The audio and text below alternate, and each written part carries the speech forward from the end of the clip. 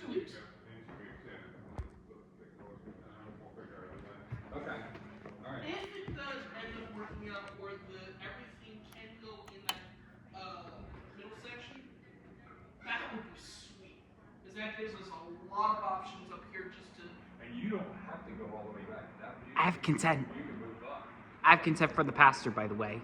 You what? Have consent to do this from the pastor. You're good, man. It's okay to take pictures. And record videos, of course. How they come on though? This switch right here. Ah. Yeah. But you Oh, the knob is broke. back there. How's the knot broke? Oh, We'll figure it out. It's not broke. Figure it out.